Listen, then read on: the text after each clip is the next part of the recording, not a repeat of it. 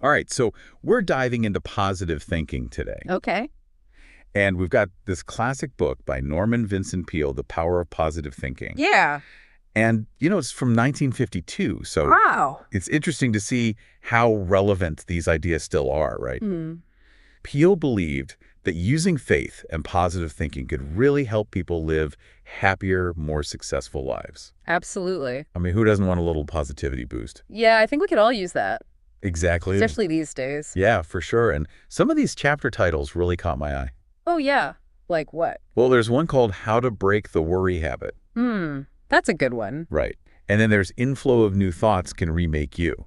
Ooh, that's intriguing. And of course, you can't forget this one, How to Get People to Like You. Yeah, that one always gets attention. Always.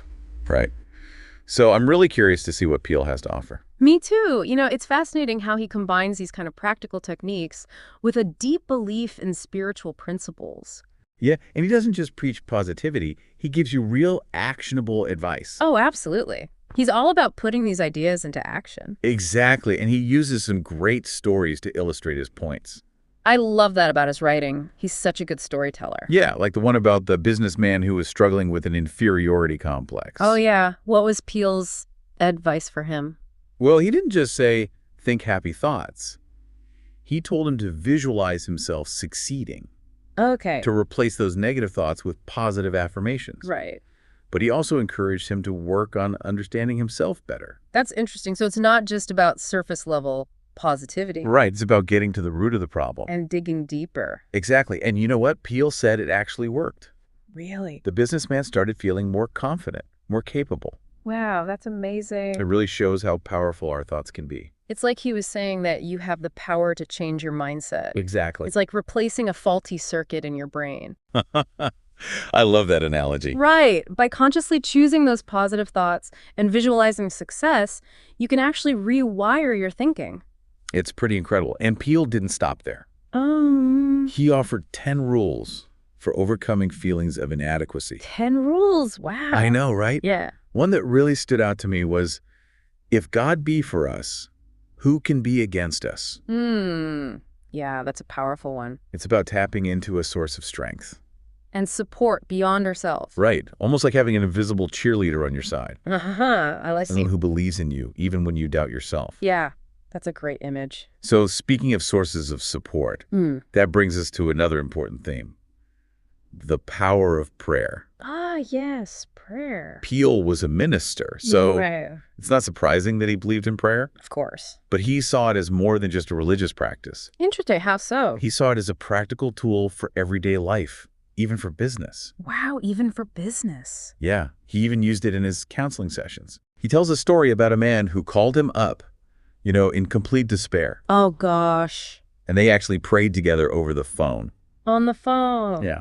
And Peale described hearing the man sob and release all this pent-up frustration. It must have been a powerful experience. It was a really powerful example of how prayer can be an outlet for emotions, Yeah, and a way to connect with a source of comfort. definitely. It's not just about asking for things, though. No, It's about finding guidance and support. Yeah, exactly. Have you ever tried using prayer as a source of strength? I have, and it can be really helpful, especially during those tough times. I can imagine. And Peale actually takes this idea of the power of the mind a step further. Oh, really? How so? He talks about something called psychosomatic medicine. Psychosomatic medicine, what's that? It's the idea that our thoughts and emotions can actually affect our physical health. So like our minds can influence our bodies. Exactly. Interesting. He uses this case of a sales manager who was totally burned out.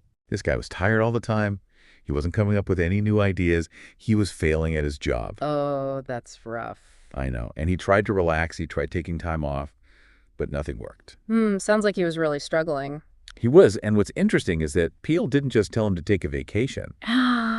He helped the sales manager see that his own negative thoughts, his self-doubt, Yeah. they were actually making him physically ill. Wow, so he was literally thinking himself sick. It's kind of crazy, right? It is, but it makes sense. Yeah, and once he recognized this and started changing his mindset, Yeah. his energy came back, his creativity returned, Yeah. his work improved. That's amazing. So it was really a mind-body connection. Totally. And it's a crucial point that Peale emphasizes throughout the book. Okay. Our thoughts are powerful. For sure. They can influence our emotions, our behavior, Absolutely. and even our physical well-being. So how do we break free from those negative thought patterns, especially when they've become a habit?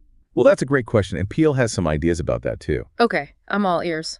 One technique he mentions is pretty simple, Okay, but intriguing. tell me more. He tells this story about a famous artist Okay. who claimed he couldn't worry, He couldn't worry. even if he tried. How is that even possible? Right. Well, Peale asked him how he managed to avoid worry. Yeah. And the artist explained that he actually tried to worry one day, just to see what it was like. Uh-huh, wow. And he said he just couldn't do it. He found it pointless and gave up. So what was his secret? His secret was this. Mm. He dedicated 15 minutes every morning to filling his mind with thoughts of God. Wow, so he was proactively replacing those negative thoughts. With something positive and uplifting, Interesting. instead of letting worry take over. Yeah, He chose to start his day with a mental dose of faith and inspiration. that's a great idea, you know? It is. And Peale also mentions this businessman Okay. who had this ritual Okay. of visualizing an imaginary box and dropping all his worries into it at the end of each day. Oh, like a mental decluttering exercise. That's a cool idea. It's about actively choosing to let go of those anxieties and Yeah. creating space for peace of mind.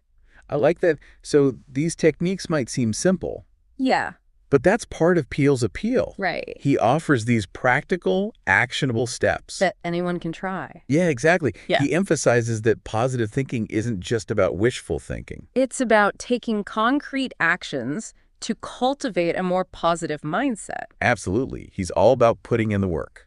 Exactly. So we've talked about believing in yourself, Right. the power of prayer, Yep. and even the mind-body connection. Yeah. And it's clear that Peale believes in tackling challenges head-on. Definitely. He's all about facing your fears. Right, and he has this whole section dedicated to overcoming obstacles and facing them with faith and courage. I love that. Tell me more. He tells this great story about a meeting Okay. where this one guy... Keeps shooting down every new idea. Oh, I know the type. The obstacle man. Classic obstacle man. Pointing out all the potential problems. Yeah. But then this confident executive shuts him down with this powerful statement. What did he say? He said, "I can do all things through Christ who strengthens me." Wow, that's powerful. And just like that, the entire mood of the meeting shifts. Seriously? Yeah, it's like this verbal power move. Oh, I love it. It goes to show that sometimes all it takes is a simple but powerful affirmation of faith Yeah. to overcome that negativity. And inspire action. Right. And that statement goes beyond just religious faith. Oh, how so? It's about tapping into a source of strength, of resilience, Okay. that can help you overcome any obstacle. So it's about believing in yourself. And your ability to succeed. I like that a lot. And Peale really emphasized that connection to something bigger than yourself. He did. He called it a higher power, right? Exactly. And he even talks about his own struggles with burnout and how reconnecting with his faith revitalized him. So he practiced what he preached. He did. And this theme of connecting with a higher power is beautifully illustrated in the story of Helen and Horace. Helen and Horace, who are they? They were this couple facing some serious challenges. Okay. Helen was battling a severe illness, Oh, no. and Horace was struggling with heart problems. Oh, gosh, that's a lot to deal with. It was. They were both feeling incredibly discouraged. So they were going through a really dark time. They were, but then something amazing happened. Oh, what happened? They began to rediscover their faith. Okay. They reconnected with their spiritual beliefs. Yeah. And it was like a light switch flipped on. Wow, so they found strength and hope through their faith. They did, and it had a transformative effect on their outlook and their well-being. So their faith helped them cope with those challenges. It did, and it's a beautiful example of how connecting to a higher power can bring peace and healing. And hope. And you know, that idea of drawing on a higher power, that really plays into how Peale thought about solving problems. He thought prayer could actually help people find solutions, Okay. even in really tough situations. Interesting. He tells this story about two guys in an office facing some kind of crisis. Okay. One of them just totally overwhelmed. Oh, no. Can't see a way out, convinced it's hopeless. Sounds pretty bleak. It was, but the other guy, he was known for being a man of faith, Okay. and he suggested they try praying about it. Interesting. The first guy, he was like, I don't even know how to pray about a business problem. So what do they do? Peale was there, so he actually stepped in, Okay. guided the guy through it, showed him how to pray with real belief. And did it work?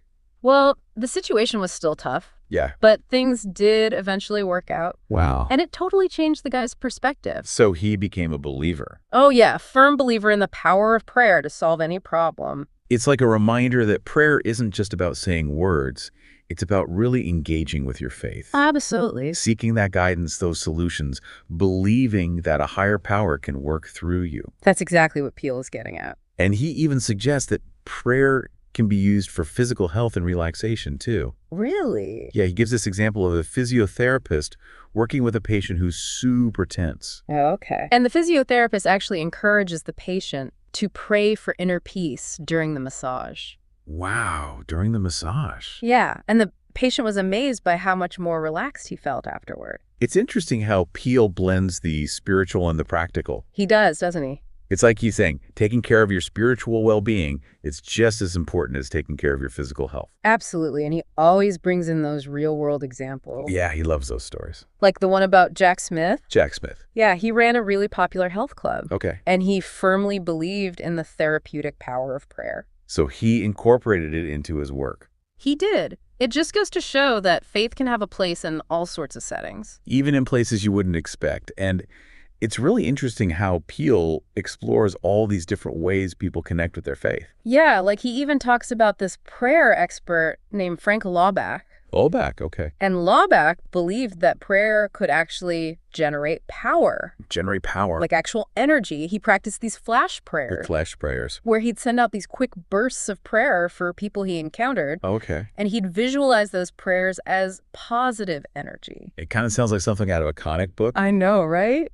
But Laubach claimed that people could actually sense this positive energy. Interesting. He said they would turn and smile at him. As he walked by. Yeah, he even described changing the atmosphere of like a whole bus or train just by sending out these flash prayers. Wow, that's pretty wild. It is. And Peale was so intrigued by this idea that he even tried it himself. Oh, really? Yeah, he sent out a prayer for this gloomy-looking guy on a bus. Yeah. And he said the guy's frown disappeared. And he got off the bus smiling. Smiling.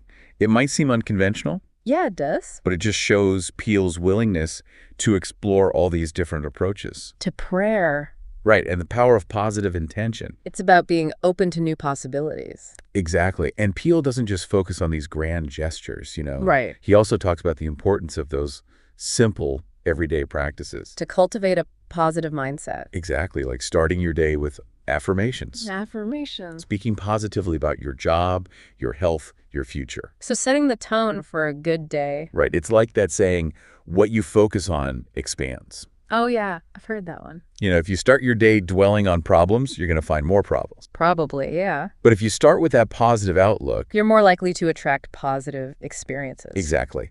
And Peale also stresses the importance of human love and goodwill. Okay. He tells this really sweet story about Ralston Young. Who's Ralston Young? He was a red cap at Grand Central Station. Oh, okay.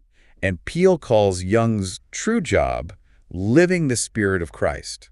Living the spirit of Christ. What does he mean by that?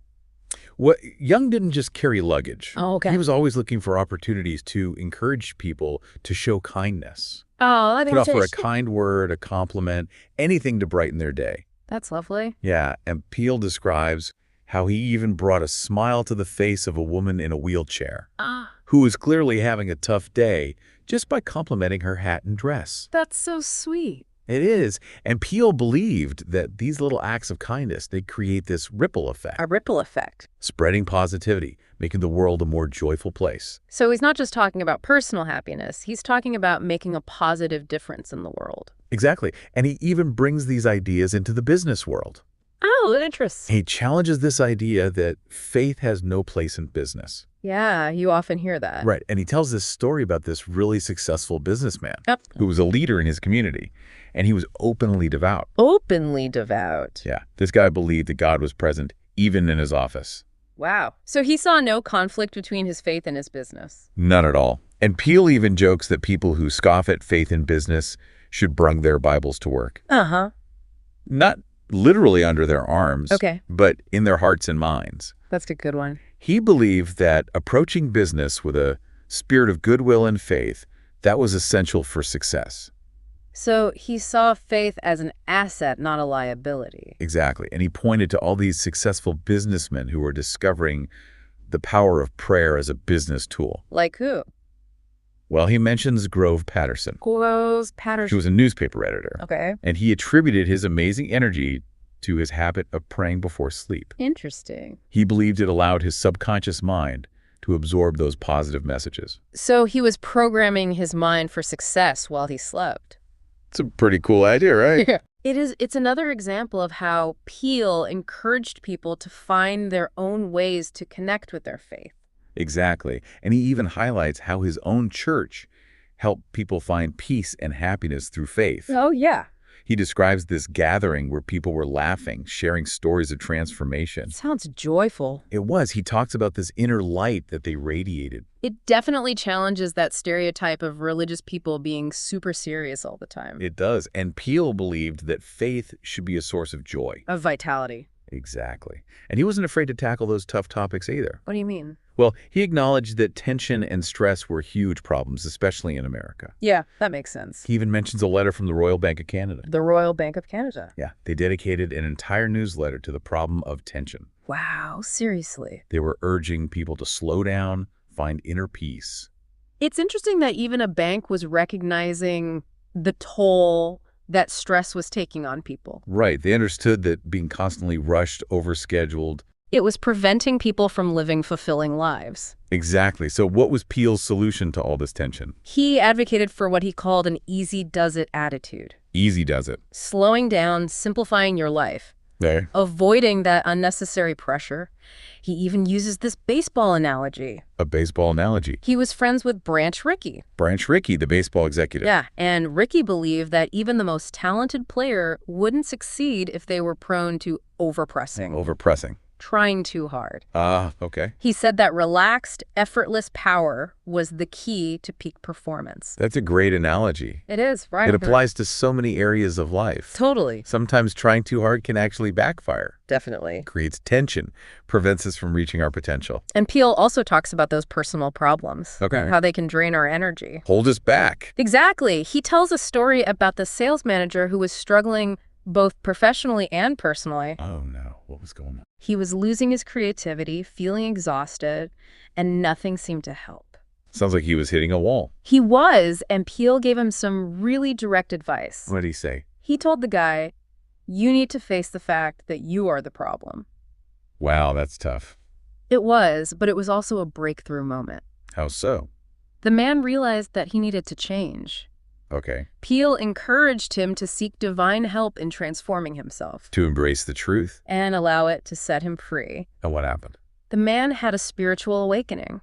Wow. He found faith and his life completely changed. That's incredible. It is. His negative patterns disappeared, and he found both success and happiness. So it's a real example of how self-awareness, combined with faith, and a commitment to change, can lead to a complete transformation. Powerful stuff. And then Peale goes on to give 7 practical steps. 7 steps. For shifting from that negative mindset to a positive one. Interesting. For releasing those creative new thoughts, breaking free from those old error patterns. Okay, what are some of those steps? Well, he emphasizes the importance of taking action, of consistently working towards becoming a better version of yourself. Makes sense. His advice includes some pretty interesting ideas. Like what? Like speaking, hopefully, about everything for a full 24 hours. A whole day? Yeah. Challenging those ingrained negative thoughts. Okay.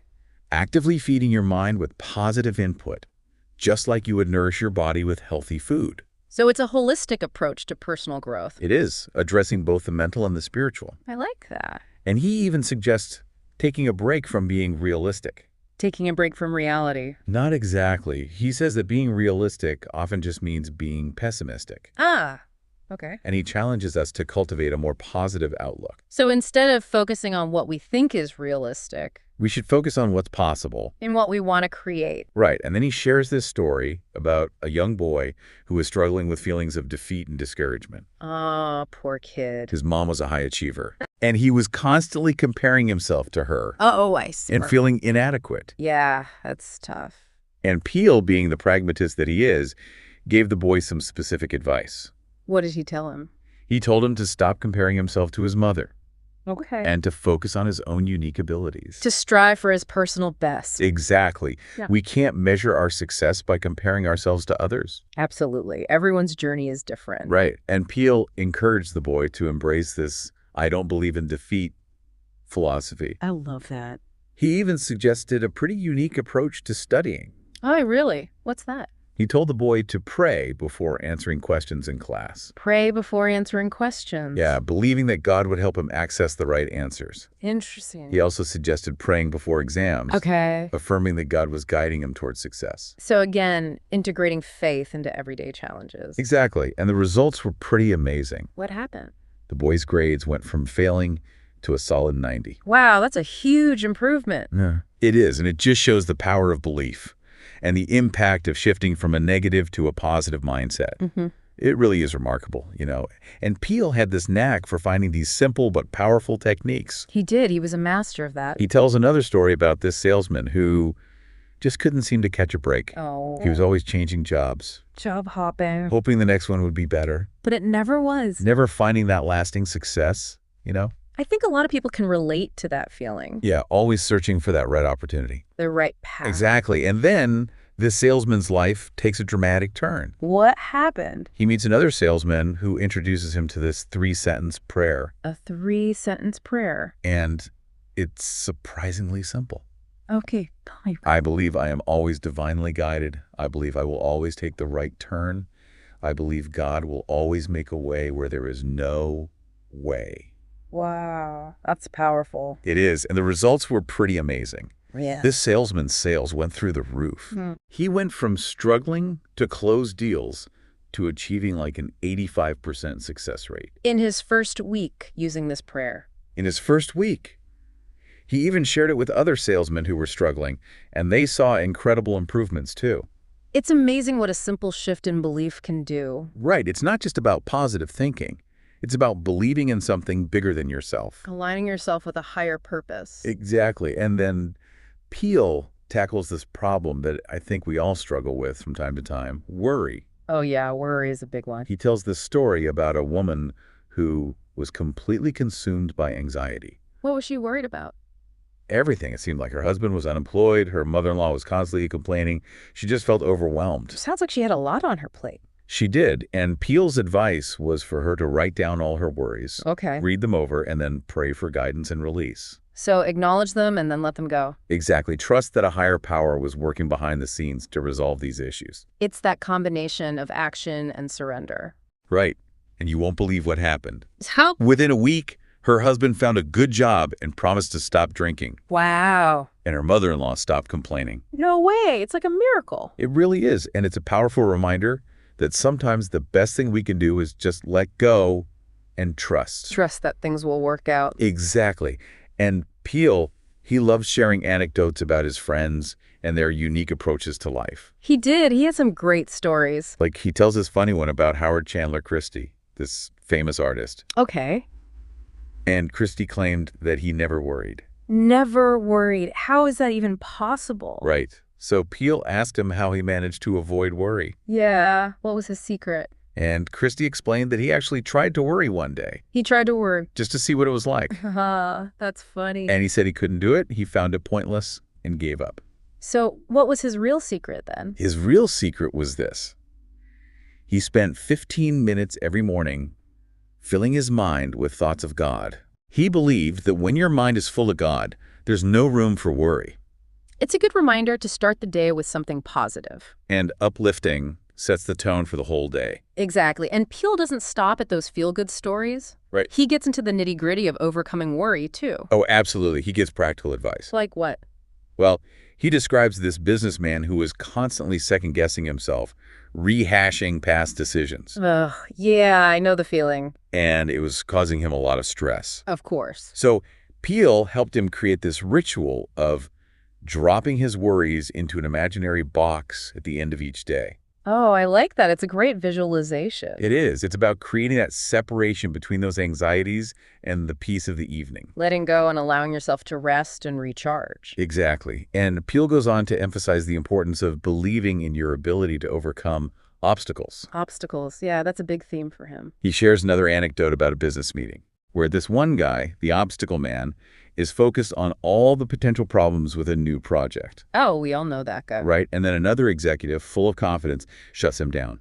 What did he say? He says, I can do all things through Christ who strengthens me. Powerful stuff. It is, and it completely changes the energy of the room. From negative to positive. And inspires the team to move forward with that can-do attitude. It's a reminder that our words have power. They do. They can shape reality. And sometimes a simple affirmation of faith is all it takes to overcome that negativity. To inspire action. And Peale even suggests repeating this statement daily, speaking it directly to your subconscious mind. To counter those negative thoughts. It's about rewiring your thinking. To focus on the possibilities. Instead of the limitations. Exactly. And Peale also encourages us to be mindful of the language we use. Oh, yeah. How so? He talks about eliminating those little negatives. Little negatives. Those pessimistic phrases we often throw around in conversation. Oh, I see. Like, I'm afraid I'll be late. Or, I don't think I can do that. Yeah, those little things can really add up. They can. And Peale's message, woven through all these stories and techniques, is so clear. What is it? We have more power than we realize to shape our lives. Through positive thinking. Through faith. And a connection to something greater than ourselves. Exactly. And he challenges us to not just read about these ideas, right, but to put them into practice. Yeah. To experiment. To find what works for us. Absolutely. And he reminds us that even small changes in mindset can have a ripple effect in our lives. They really can. So as we wrap up our deep dive into Norman Vincent Peale's The Power of Positive Thinking, I want to ask you, what resonated most with you? That's a great question. What are you ready to try in your own life?